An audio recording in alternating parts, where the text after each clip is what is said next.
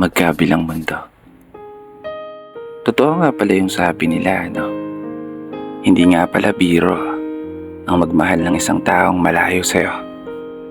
Isang tao na bumubuo sa buhay mo.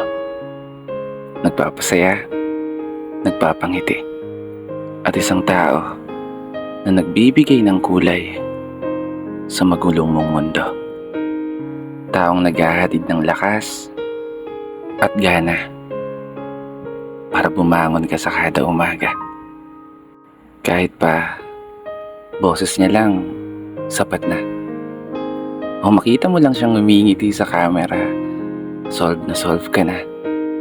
Basta wag lang talaga totopakin. Mapapamura ka talaga.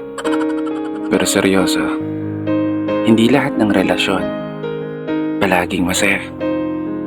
Asahan mo, darating at darating yung araw ng pagdududa, mangangamba, malulungkot, mag-aalala. At minsan mapapatanong ka na lang kung mahihintay pa ba niya. Kasi hindi biro ang LDR. Hindi biro ang magmahal ka ng malayo sa'yo. Hindi lahat ng relasyon na gaya nito ay nagiging matagumpay pagdating sa dulo. Marami ang naghihiwalay. Marami ang natutokso.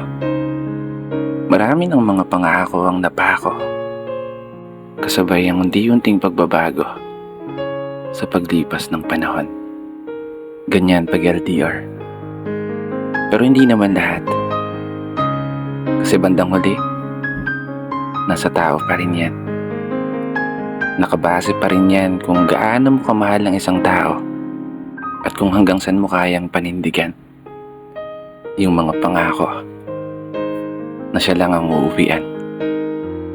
Yung mga pangarap na magkasama kayong dalawa na tutungtungan ng isang kaharian na magsisilbing silungan habang umuulan ng pagmamahalan.